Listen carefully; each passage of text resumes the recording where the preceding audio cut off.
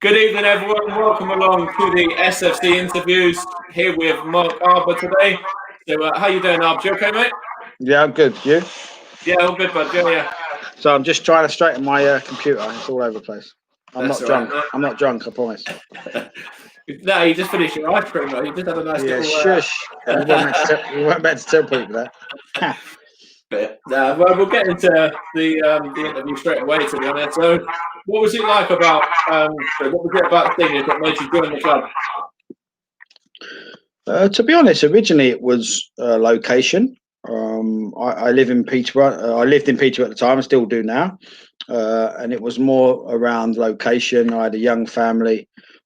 Excuse me. I had a young family and wanted to stay local. I didn't want. I had a number of times where I'd moved clubs and the upheaval of moving clubs, and I wanted to try and keep myself and my family as local as possible. And Stevenage was one of the clubs that shown interest. So it was largely that.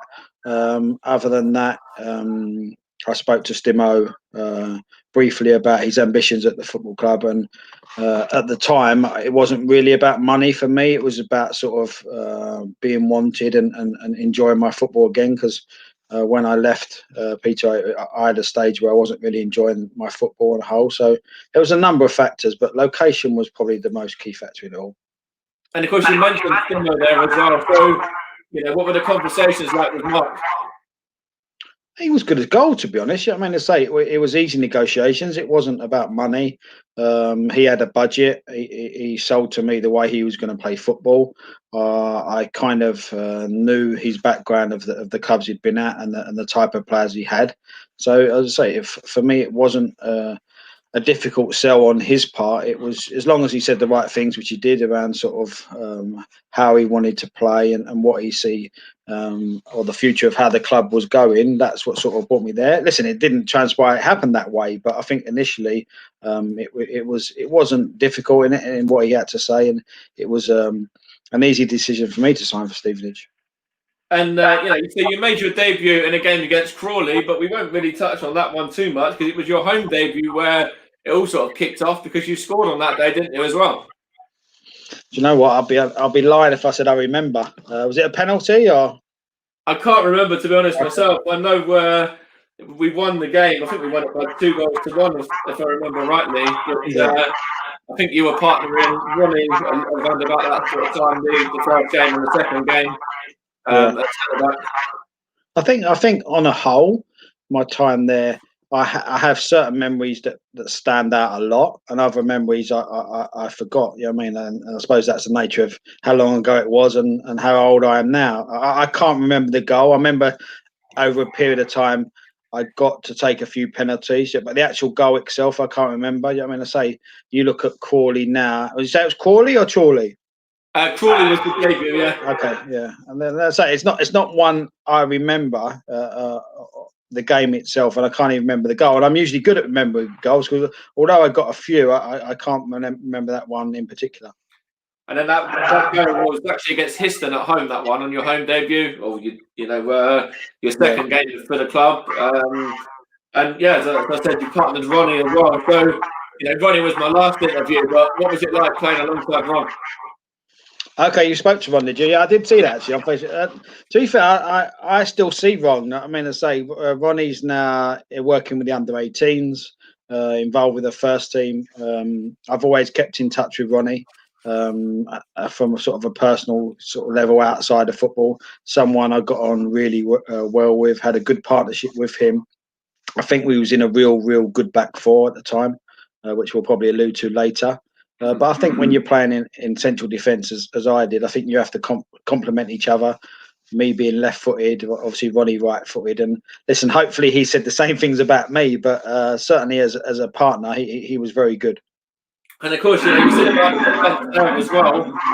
That defence went on and broke all sorts of records, didn't they? And on the back of those first couple of games that you played, the second game there. We had a good unbeaten run after that, and we went on and we beat the record of the clean sheets as well.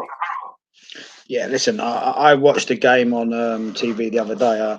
I watched Barnet v Boreham Wood on BT Sport, and I was sitting there watching the game and thinking back to when I played at conference level for certain clubs, and with no disrespect to what I was watching, the side we had that year would annihilated sides I've seen in the conference now. Do you know what I mean? And that's me being open and honest.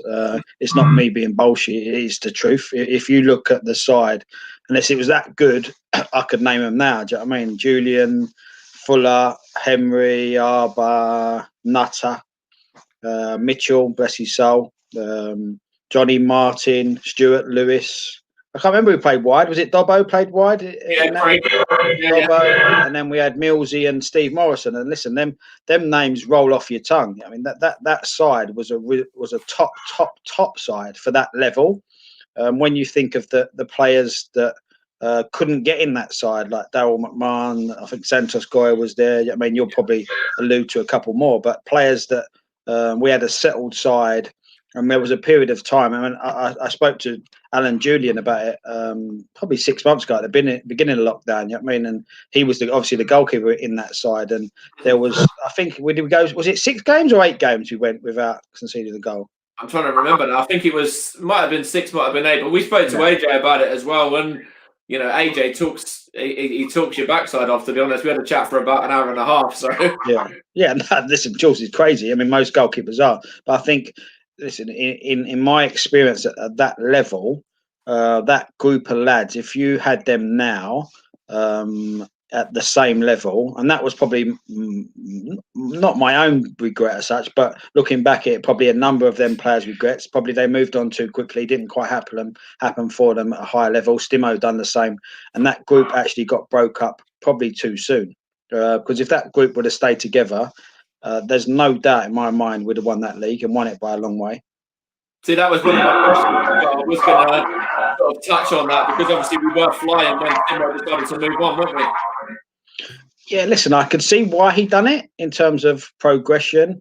I think he'd look back and say he probably it happened too soon for him, or it didn't quite work out for him, didn't it? In retrospect, he obviously had tapped the boys up he was going to take with them, which was understandable. I get that from a selfish point of view, and probably from your point of view as a fan's view, that looking back at that side, I mean, if you've supported Stevenage for as long as you can, I mean, a lot of as long as you have, I'd look at that group of lads would have certainly competed at the level above, and probably the level above that. Listen, the nature of football, people move on. I get that, you get that, but that was probably the biggest regret for me, because that probably the time when he left and took players with him, that probably was the beginning of the end, because what transpired next was probably the other side of it, where it was the bad side of it. That's right. And then, of course, we went on. We'd had a few good sort of FA trophy runs just before that as well. And I think you came in just on the back of that first trophy win, didn't you? The 3-2 over Kidderminster, is that right? Yeah, I'm not sure on the exact dates. I wasn't obviously there. I think it might have been the year after or the year after that. I mean, listen, that's your argument. You could say that in that group of lads was better than the group of lads at the following season. I can only comment on when I was in the building. I would say certainly that the level of player we had then, if you looked could they cope now? Yes, for sure. Especially, you look at those players, you reeled off a whole list of them beforehand, and a lot of them went on to, bigger and better things anyway. And, take Steve, for example, going on to be a Welsh international. Yeah, listen, for me, you're not just looking at the team that played on a regular basis. You're looking at the calibre of players that couldn't get in that side. I mean, and I've named a few there. I mean, there was players at that level were real good players that couldn't even get a sniff in the squad, were struggling for minutes, struggling for game time. And I think that was the beauty of how successful we was able to keep a consistent team. That doesn't happen so much nowadays because of the demands of the games. You know what I mean? But certainly a lot of them players in that era would have been easily been able to play at a high level. Absolutely. For the company, it was 5 in total. 1 against Braves, 1 against Aldershot. One that really stands out was Rushden and Diamonds in the 2-1 victory there. So, those derby games were just great occasions to be a part of, weren't they? Yeah, listen, the football club on the whole was fantastic. I got to say, and it's not just me saying it now because I'm here with you. I mean, um, uh, my time at Stevenage was excellent. I really enjoyed it. Had a real affiliation for the club. A lot of good people at the club. A lot of good football played. You could see the type of club it was, and had the values that it still has now. Do you know what I mean? And I say because I live local.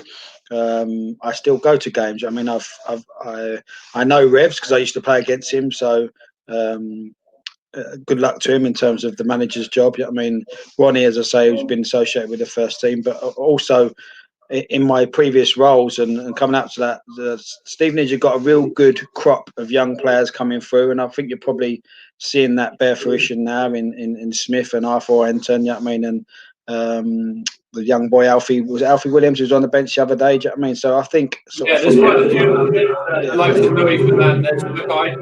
Yeah, and so I've seen them all play. I've seen them all sort of come through the system. That's my job, and certainly you look at it. I think there are a number of Ben Wilmot types in the building that will do well and earn the club decent money. And listen, at the end of the day, the club's there as a business, and it's probably a selling club as Phil and that would openly admit. But listen, the club itself were great for me. It's still a fantastically run football club and a club I've got a lot of time for. I've got to say. And of course, you mentioned off screen there that you're currently working as sort of an agent and a scout as such. So you mentioned that you're working with one of the guys who's at Stevenage at the moment. So do you want to touch on who that is and how they're developing at the moment? Yeah, listen, I've got a real good young player that I look after who plays in your under 16s, or he's an under 16 that plays in the under 16s, under 18s. Listen, it's probably best that I don't name him just because of data protection and things like that. Listen, as I say, I think he's one of a number of players at the football club that will come through the system. The boy in particular, you mentioned, he is a defender. And obviously, I have a real good relationship with him because that was my position. And I'm not just saying this. I genuinely believe this kid will go all the way through the system. He's got the potential to be as good as, if not better than, Ben Wilmots. And that's in my job. I mean, I say I'm head of football now at a company called Integral Sports Management. We're a new company that has just come to the market. And my niche and my enjoyment is looking at good young players in the system, using my eye to look at potentials, making judgment on can they ultimately get through the system at the football club they're at. That's always, I think, there should be their aim as players, and always encouraging them to do that.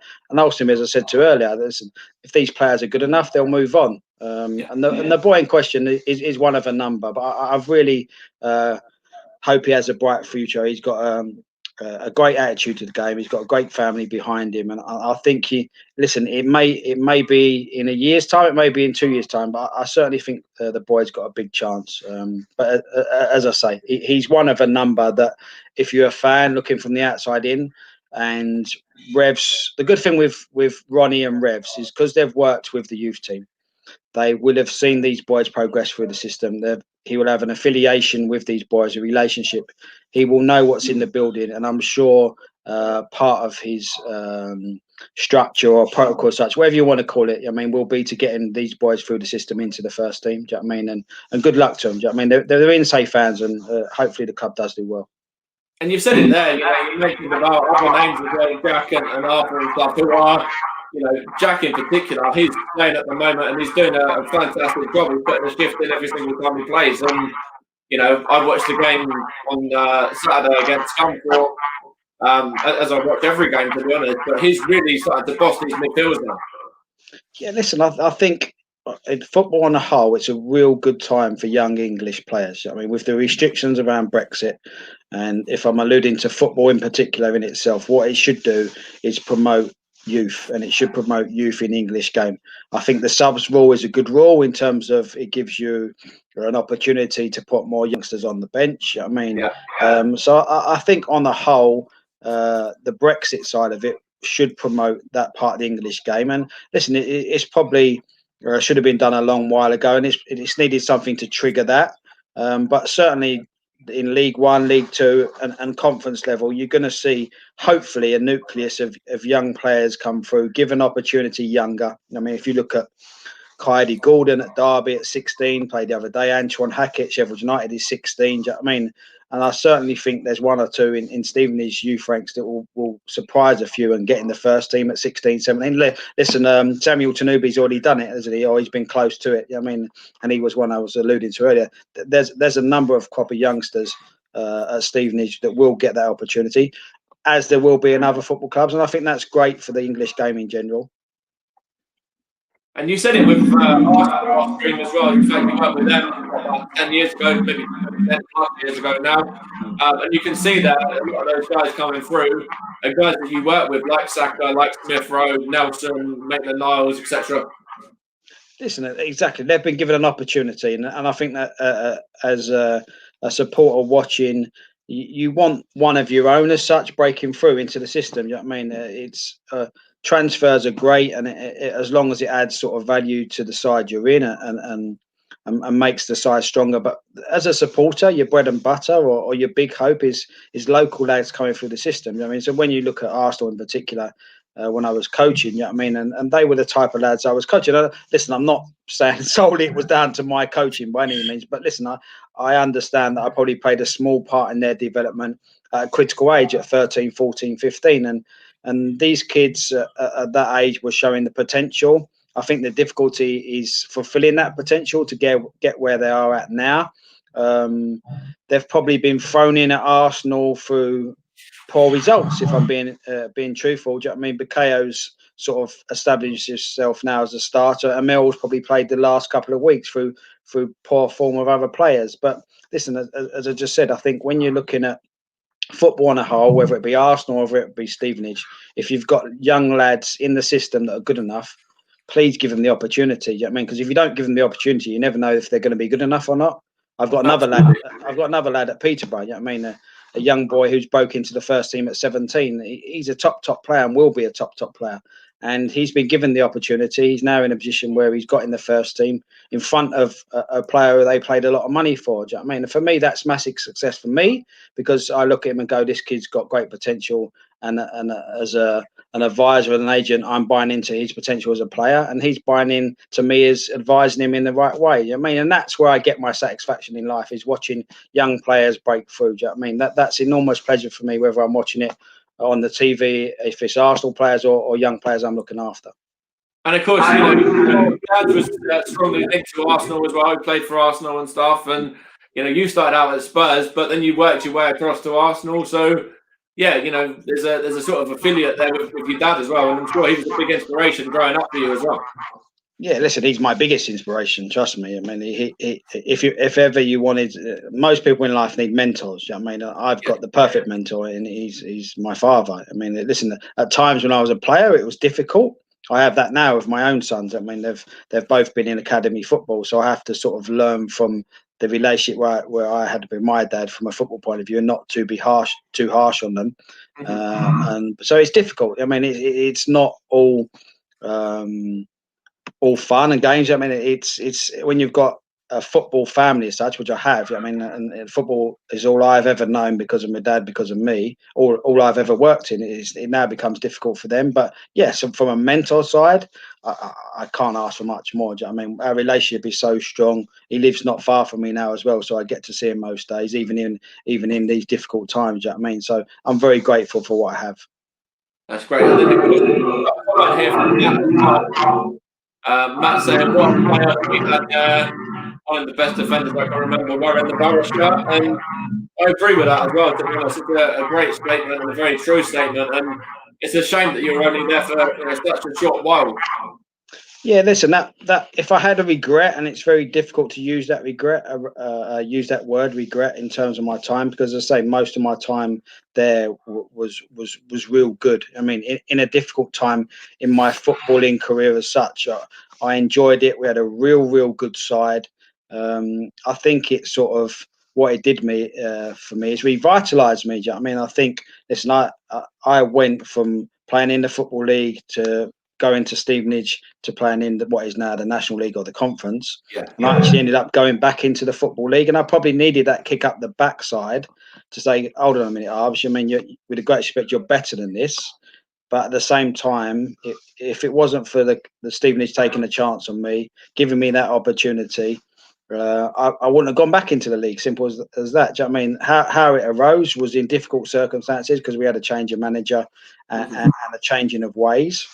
But listen, in the time I was there, I'd like to think that people see me as a half decent player. Do you know what I mean? And it's nice when someone recognise me for my efforts alone in such a short period of time, because it was only 20 odd games, you know what I mean, which is difficult. But I think in that 25, 30 games, as I say, what I'd done on the pitch, it did revitalise me and probably made me a better person, better player for the future in terms of when going back to Dagenham. Absolutely, yeah. That was a loan that kind of materialised into a permanent one as well. So I'm sure, was that always on the cards? Was it always going to be a loan to a permanent deal? No, it wasn't, to be fair. To be honest with you, I just didn't get on with the manager. I think he come in, had different ideas. I think at that stage I was probably quite vocal in terms of the dressing room. Do you know what I mean? We had some big characters in that side. Do you know what I mean? And I think the beauty of it is that we had some, not just one or two. We had some like 6, 7, 8, 9. Do you know what I mean? Jules, as you spoke about, were lovely guy but crazy. Do you know what I mean? Wanted things done properly. I mean, Millsy was that way inclined. Morrow would want it done the same. Stuart Lewis is the same character. Johnny Martin. Look at Ronnie now. He's a coach. He's a leader. And I think Barry Fuller. Do you know what I mean? And they're rolling off my tongue. I think we had a real good dressing room with real authoritative professional footballers, but all respected each other. And I think what happened is obviously 2 or 3 of them left, went with Stimo, and I was left in that bubble, and we had less of them characters. Yeah, I'm not saying Peter resented that. I just think he found it difficult in terms of I was Stimo's player. I'd been brought in specifically to work with him. And again, a new manager comes in, probably wants his own players, his own ways, his own philosophies. And listen, I respected that.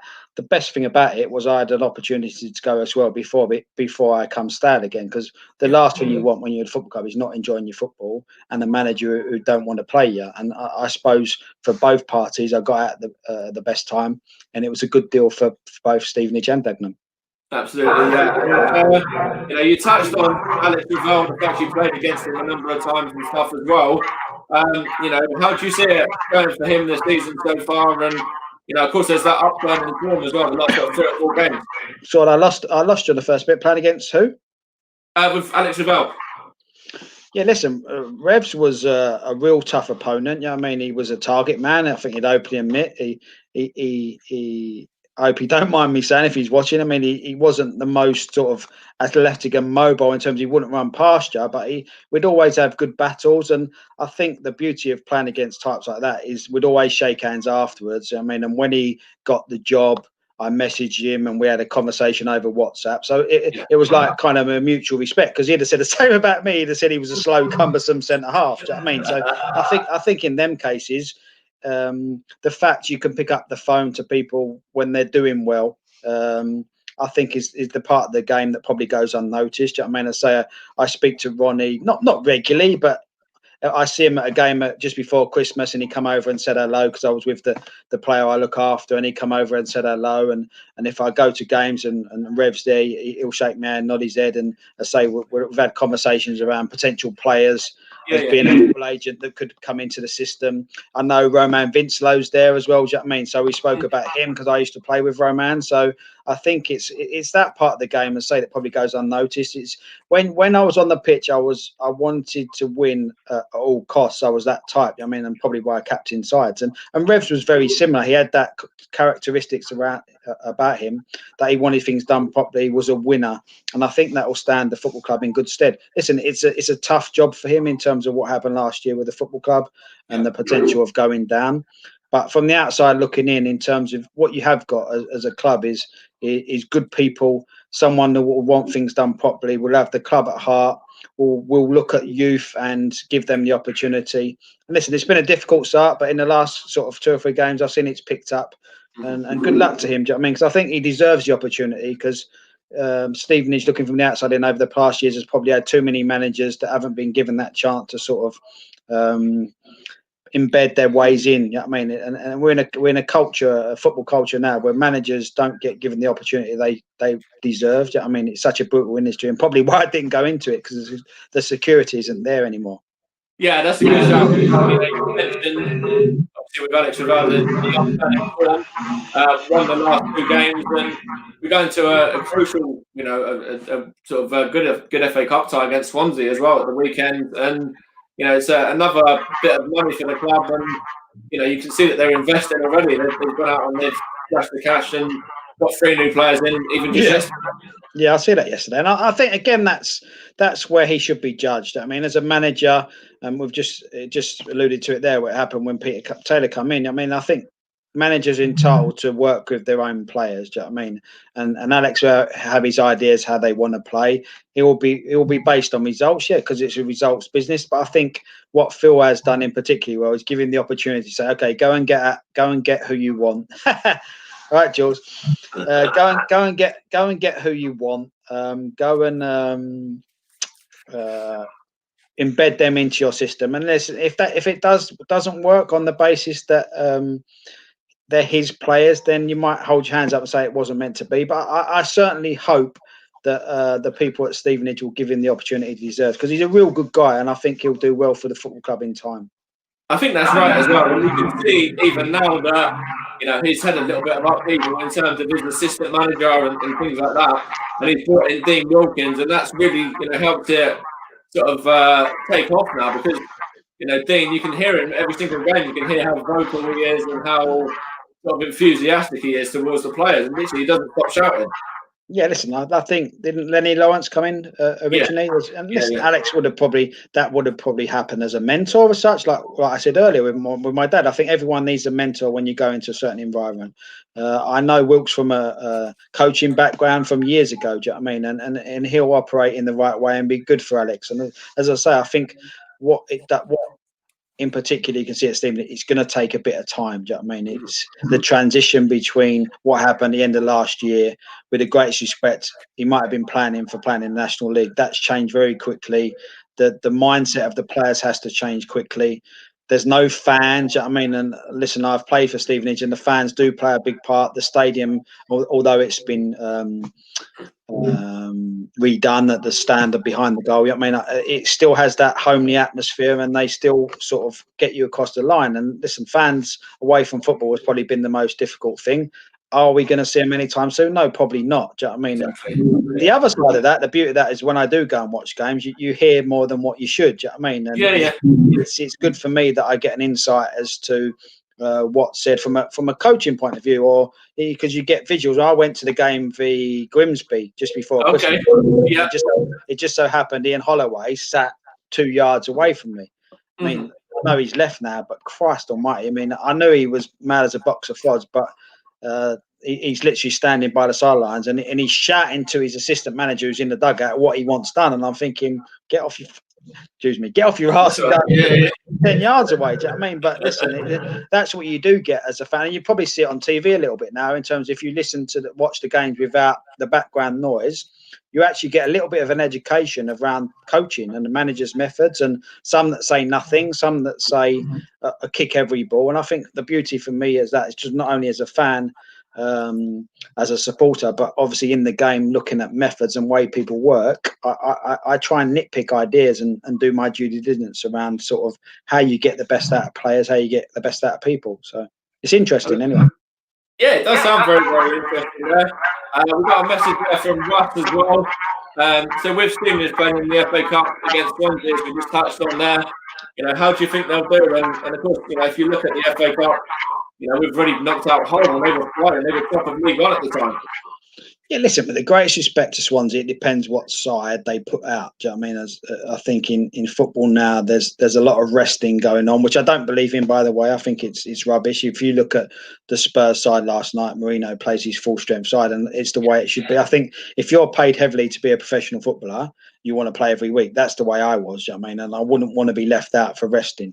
But actually, on the game itself, listen, it's an opportunity, isn't it? It's a bigger club, a bigger fish to fry. As you say, it's happened in previous rounds. I think it gives an opportunity for the football club to create more revenue.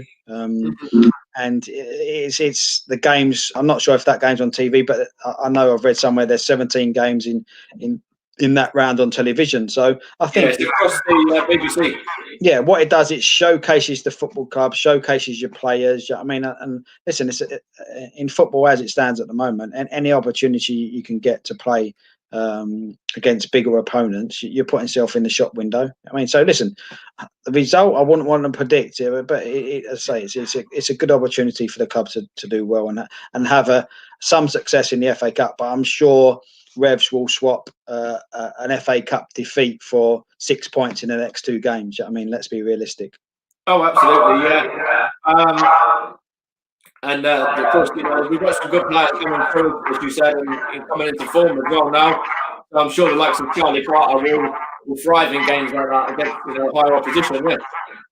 Yeah, exactly. It's an opportunity for players that should be thinking they are playing at a higher level to go and promote themselves. I mean, what better platform to do that than the FA Cup when there's going to be millions and millions of people watching because we're all stuck at home. Yeah, that's right. And of course, so let's touch on the next bit here now. And what I wanted to mention here was, how did you feel about obviously the club staying up? Did you think it was the right decision with Stephen being captain of the league? Yes, I think if you've got financial irregularities, punish them. It's as simple as that. I mean, I think I did speak to Revs when I think the first punishment had come out because originally there wasn't going to be a full docking, and as I say, he was. I think the conversation out of him, they wasn't sure. I mean, I read Phil's argument on the BBC, and he had a real valid argument. And listen, Phil's an astute businessman, would have known the way of the world and what was going on. I think in the game we're in and the business I'm in, anything that's done irregular. Around sort of salary caps, fair play, punish them. I mean, even now, I mean, I'm going a little bit off subject. If players are breaking COVID regulations, they're in breach of FA regulations. Punish them. I mean, I think in the society we're in now and football as it is, I mean, certainly for me, stuck at home, it's given us a little bit of solace in life that we can watch football regularly. I mean, most days. I mean, Amazon had every game on the other day, and I watched every game from morning to night. I must have bored the life out of my wife and family. Do you know what I mean? But I think when you look at it as whether you're playing in National League, which I watched the other day, or Premier League, footballers are role models. Do you know what I mean? And if they're doing things improperly, they should be punished. Do you know what I mean? And clubs the same. You know what I mean? You're basically cheating the system, is the truth. Do you know what I mean? And it's been happening at the top level. It's happening at the bottom level. And if it happens, you've got to make what's the way you make an example of them. I mean, at the end of the day, if you can get away with it once, you're going to do it again. So, with all due respect to Macclesfield, they got punished, and they got, in my opinion, they got punished because they done things improperly. And what was their loss was Stevenage gain. So, listen, I don't think they can have no arguments with that. In all honesty. No, I think that's right as well. And we were talking about actually your off stream as well because we're going to be going on doing a podcast a bit later. One of the things we're going to mention in the podcast is in regards to the COVID testing as well, and the fact that it's now going to be twice a week, and it's about time I do that as well. It should have been done a long time ago. That. Yeah, listen, I say I'm in the business. It's my line of business. It's very, very difficult. It's very difficult to fulfil protocols as a football club. And with a great respect, clubs don't want to be seen to be doing things wrong. Mm-hmm. We're in a difficult time. I think as long as it's done with a little bit of transparency and a little bit of help from above, because these obviously COVID tests do come at a cost.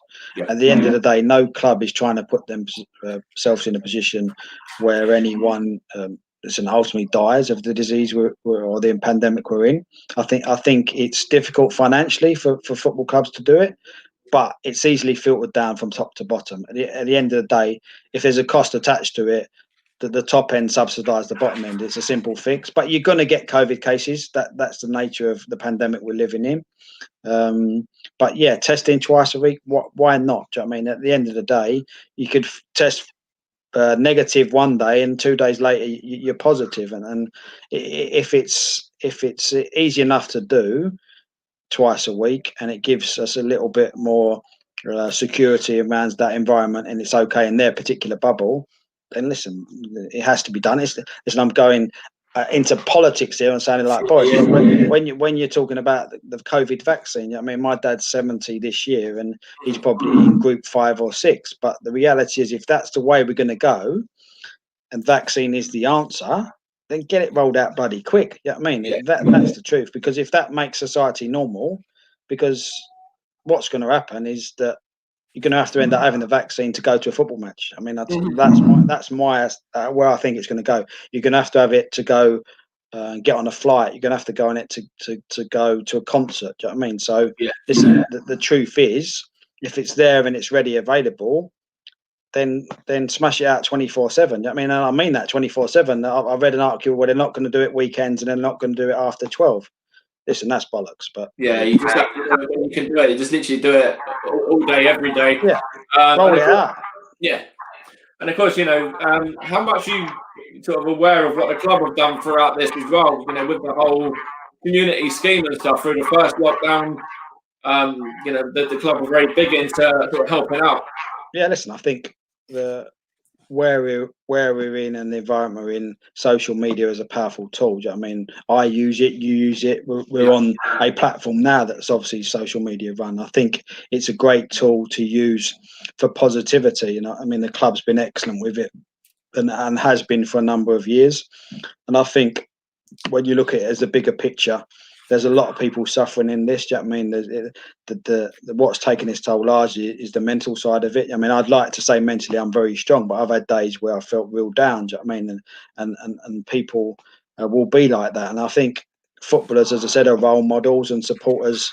Fall in love with football clubs and football players. You know what I mean? And if it's 5 minutes of your time to put an arm around someone's shoulder or deliver them a package or give text message or any which way you can. Do you know what I mean? I think that if you can do that, it's such a great touch and it does uplift people. And that's the environment we're in at the moment. We're here to uplift people and make it easier for everyone because it is tough. You know what I mean? It's very tough. And talking about you've got to look at the scheme that they're doing, including all that inside of it as well. They've rebranded and that's very uplifting for the women's game, isn't it? As well? Yeah, listen, it's a forever evolving game. We've actually got a woman footballer within my team as well. Do you know what I mean? I think it's growing. It's going to grow from a football point of view.